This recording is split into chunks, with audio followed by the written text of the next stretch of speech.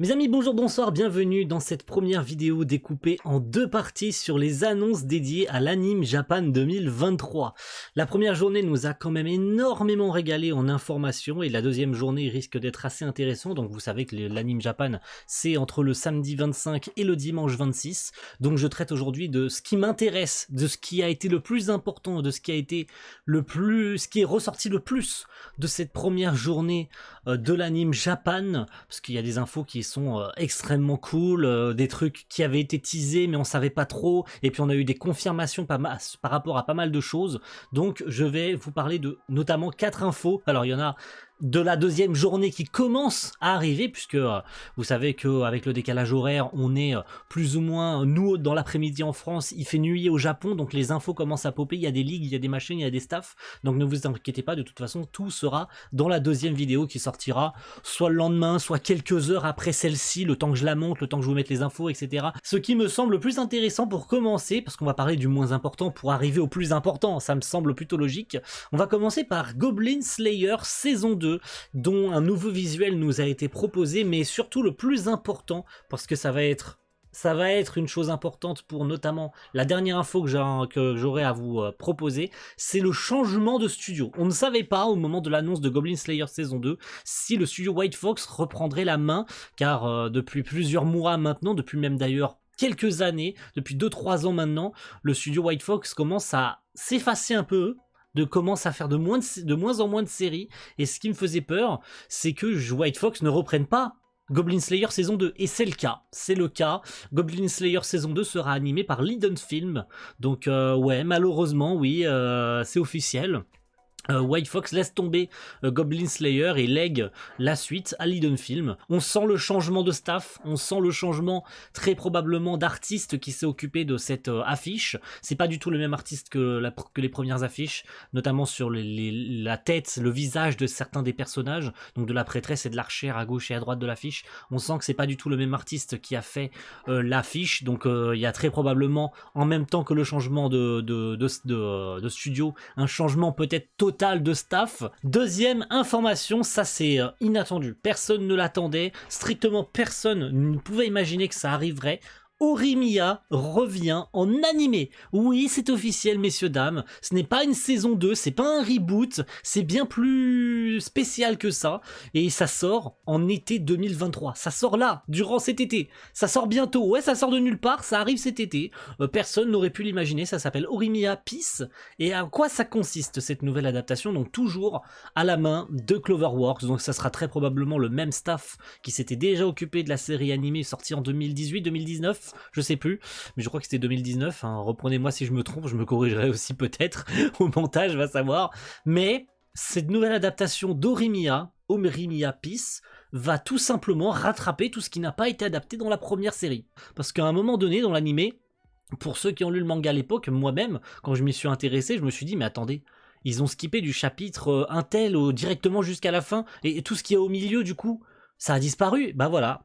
Vous l'aurez, tout le monde l'aura, on l'aura avec cet animé Horimiya Peace, ça servira d'intermédiaire à tout ce qui n'avait pas été adapté à l'époque. Tout simplement, et ça sort en juillet 2023. Magnifique, magnifique, j'ai envie de vous dire, hein, personne ne pouvait s'y attendre et moi ça ne fait que me combler. Troisième information et pas des moindres, ça aura fait le tour des réseaux, le tour d'internet, le tour du monde entier, c'est évidemment la tant attendue saison 2 de Jujutsu Kaisen qui arrive pour cet été également, le 6 juillet même pour être plus précis.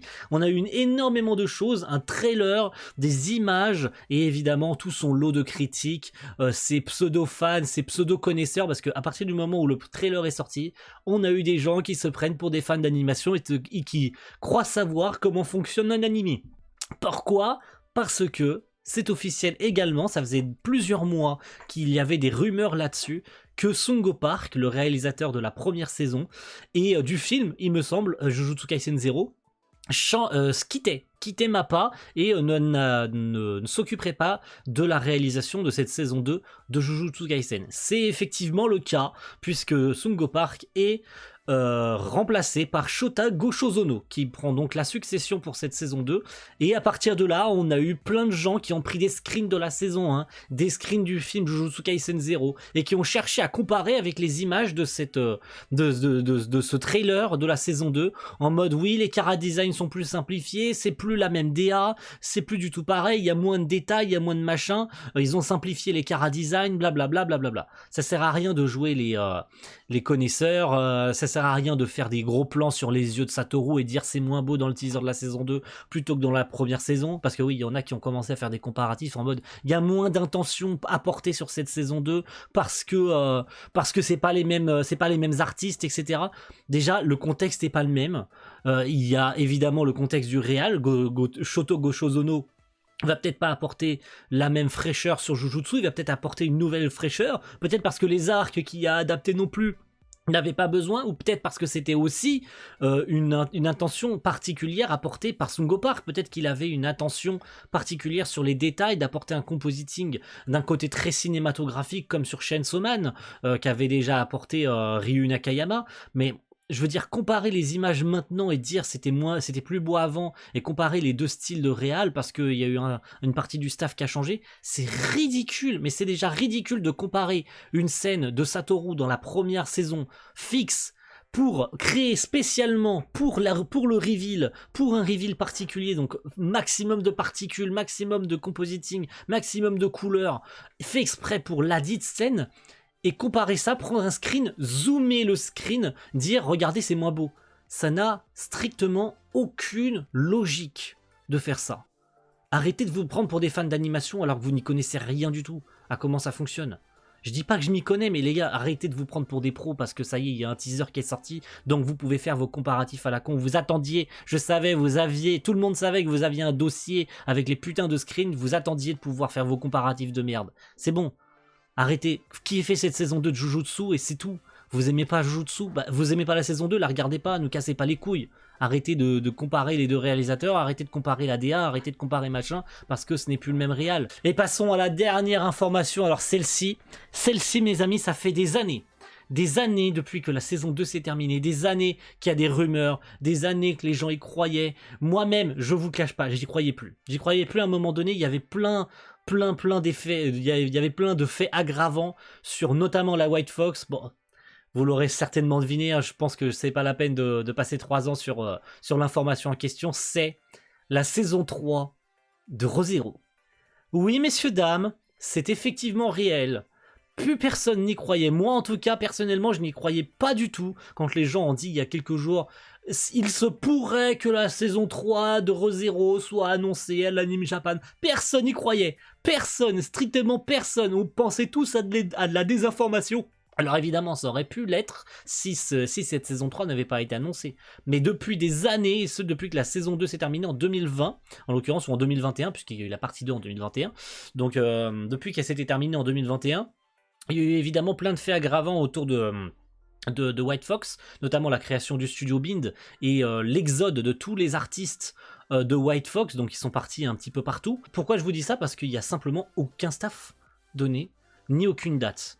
On a simplement un PV qui nous annonce, un PV, qu'on soit bien clair, un PV pré-animé. Ce ne sont absolument pas les images de la série.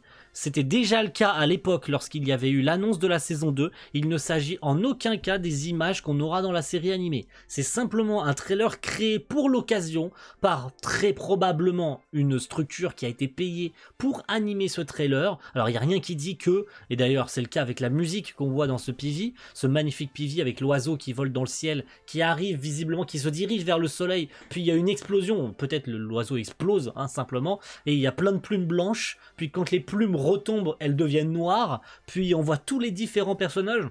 On pense notamment à tous ceux qui se présentent à la sélection pour devenir le nouveau souverain. Donc on les voit tous qui voient comme nous tous, autour de la cité, entourés d'eau, toutes ces plumes noires qui tombent, et évidemment notre groupe tant adoré, avec Subaru, avec Emilia, avec tous les autres autour d'eux, et on les voit tous, hein, ces fameux méchants qu'on connaissait déjà dans la saison 2, j'ai plus les noms, hein, les archevêques de la sorcière Satella, hein, on les connaît tous, hein, les archevêques qui ont déjà causé beaucoup de problèmes dans la saison 2, on les voit, ils nous sont présentés, ils nous font face, ils font face au groupe qui est en rond pour se défendre, ils sont au centre de la cité. Donc ça y est, ils sont enfin là, la saison 3 de ReZero est enfin là, elle va arriver, attendez-la avec impatience, ne spoilez, enfin ne faites pas chier White Fox déjà, il n'y a rien qui dit que White Fox sera dessus, simplement parce que... Mais à culpa, ce que je vous ai expliqué il y a quelques instants suite au staff, rien ne précise que cette saison sortira en 2023 et encore moins en 2024. Laissez le temps au studio et à ceux qui s'en occuperont de le faire. Ça avait été déjà le cas avec l'annonce de la saison 2, qui avait mis du temps à arriver. On avait attendu, je crois, 1 an ou 1 an et demi avant d'avoir des informations, mais c'est mieux que rien. Mais il était impensable. Après, en prenant du recul, évidemment, il était impensable que cette saison 3 n'arrive pas, parce que ReZero est quand même un gros produit prestige de chez Kadokawa, et ils n'allaient pas lâcher une telle poule aux œufs d'or, au vu de l'engouement autour de cette saison 3, et de tous les fans qui la souhaitaient au travers du globe. Il était impensable que Kadokawa ne le fasse pas, quand bien même ça aurait peut-être pris plus de temps que ça, et... Dieu sait combien de temps ça va prendre pour la produire, évidemment, cette saison 3, mais on va l'attendre. On attendra le temps que ça prendra. Maintenant qu'on sait qu'elle est annoncée et qu'elle est effective et qu'elle va être en cours de production, qu'elle est très probablement déjà en cours de production, on attendra le temps qu'il faudra. Tout le monde reste calme. Ça y est, c'est effectif. Ok ? Donc tout le monde peut enfin dormir sur ses deux oreilles. En tout cas, les fans de ReZero qui attendaient. Moi-même d'ailleurs, puisque je lis le manga ReZero. Donc ça y est. Vous pourrez enfin dormir, vous pouvez enfin dormir ce soir sur vos deux oreilles. Enfin, ça dépend à quelle heure et à quel jour sortira cette vidéo. Si je la sors samedi, dimanche, lundi, va savoir quand est-ce que je la sortirai. Est-ce que je la sors samedi soir? Je ne sais pas, et en tout cas, j'ai envie de prendre le temps qu'il faut. Mais en tout cas, merci à tous. Je suis très heureux d'avoir pu vous sortir cette première partie. Rendez-vous d'ici quelques heures, donc très probablement dimanche en l'occurrence, pour la partie 2. Et pour les infos de la deuxième journée de l'Anime Japan 2023. A plus tout le monde, ciao.